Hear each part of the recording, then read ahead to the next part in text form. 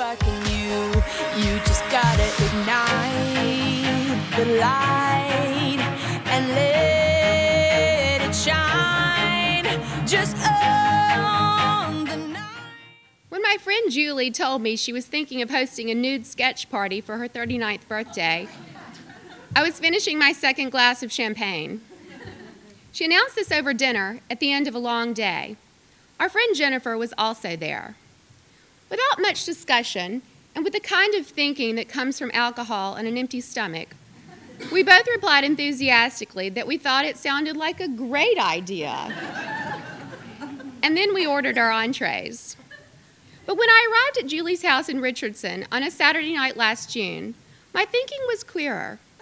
I'd had months to decide that a nude sketch party was a ridiculous notion.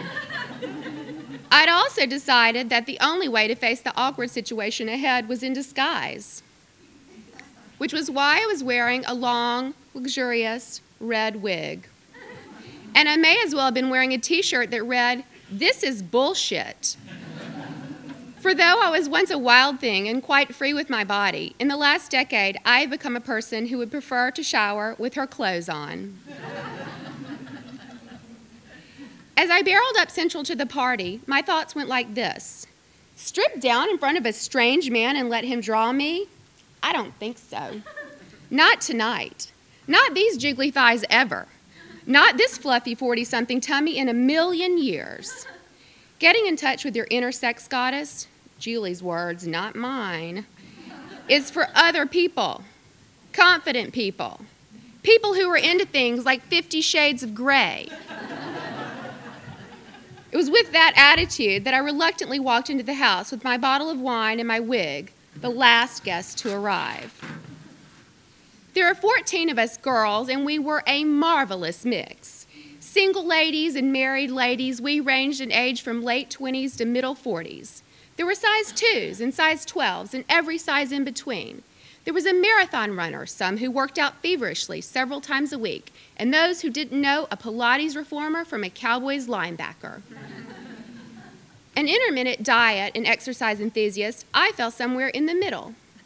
Each of us was beautiful in our own way, but none of us were models, except that was the plan, to be a nude model for the night. There was part of me, the dirty hippie deep inside, that wanted to do it.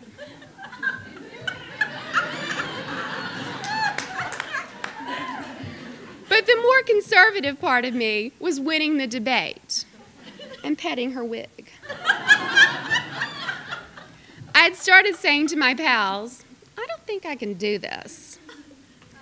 The wine flowed like a river, as wine does when you get a bunch of women together on a Saturday night. At the bar, bottles of red and white and bubbles stood like cheerleaders at a pep rally.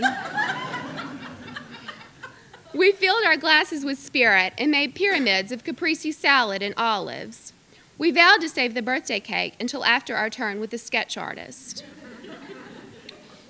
Ben Vincent normally does the kind of caricature sketches you see at Six Flags. Colored pencil drawings that over-exaggerate nose or chin, make you feel slightly embarrassed, and get shoved to the bottom of desk drawer the moment you get home. Julie found him on the internet. He'd never drawn a party full of nudes before. Yet there he was. A slight, middle-aged figure in eyeglasses and a vest, tucked away with his easel and box of charcoals in a guest room at the back of Julie's house. The birthday girl went first. When she returned to the group, she dangled her picture in front of us. It was a tasteful, topless pose that reflected her interest in flamenco.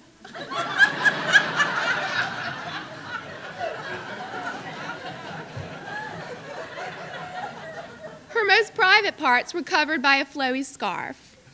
To my surprise, it was absolutely lovely. After Julie, a lady I didn't know how to turn, when she shyly showed the group a sketch of her bare back, a long pearl necklace trailing between her shoulder blades, an inch of butt crack peeking above a bedsheet, we fell into silent awe at her grace and beauty. I eyed her picture, gulped my wine, and thought, Maybe. While each lady was back with Ben, the rest of us were drinking and snacking and working up our nerve to show our tits to a stranger. We pored over the internet, looking at images turned up by typing nude sketches into the search bar, discussing which poses would best showcase our assets. Oh, we have assets! And disguise our wobbly bits. So many wobbly bits. One friend would lie on her stomach with her knees bent and her head propped in her hand to be sketched from the side. Another would sit on her knees, drape her lower body with a sheet, showing off her perfect store-bought D-cups. Absolutely no one would spread her legs and use a house cat to cover up her kitty. This exists in several iterations. Feel free to give it a Google. And me, what would I do? By now, nearly 3 hours had passed. Fueled more by the conversation than the alcohol, I'd begun to think, oh, what the hell, when in Rome. Waiting for the brave souls who went to be sketched before us to return and show us their stuff, we talked openly and honestly about our bodies, without false modesty, without shame, and without the harsh critique we women so often heap upon ourselves.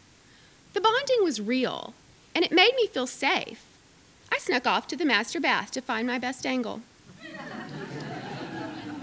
When it was finally my turn to be sketched, I boldly removed every stitch of clothing, flung my long red wig over one shoulder, threw one arm over my head, crossed my legs at the knee, and told Ben to work fast. In my wine-soaked state, I wasn't sure I could hold my complicated pose very long.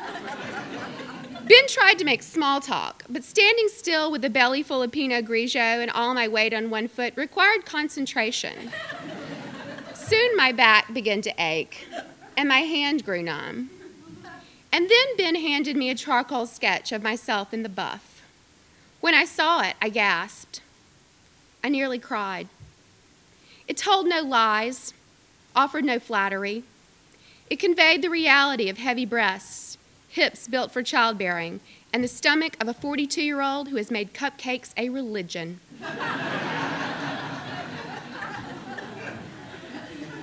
And yet, instead of appearing lumpy and fat, I looked like Alexandra Cavanel's Venus. I was completely exposed, the full Monty, people, and I looked gorgeous. The experience of seeing myself through the eyes of an artist was exhilarating. The next weekend, I proudly framed that sucker and hung it on my bedroom wall.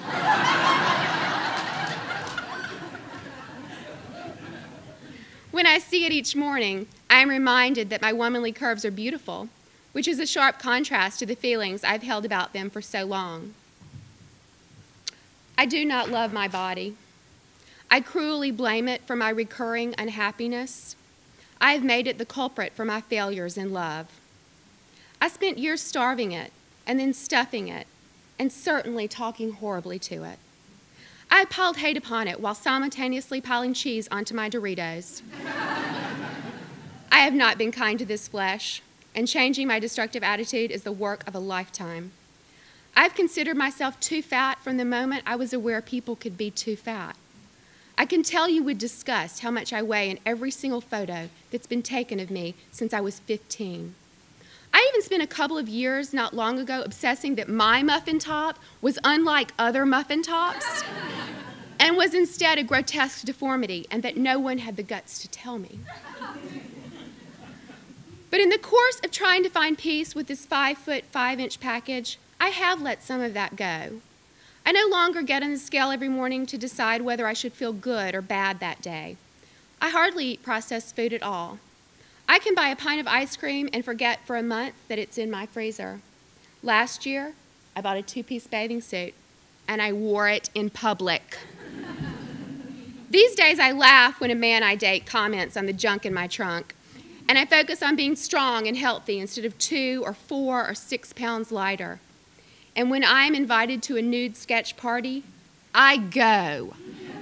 And I take off my clothes in a well-lit room with a person I have never met, and I let him sketch every inch of me.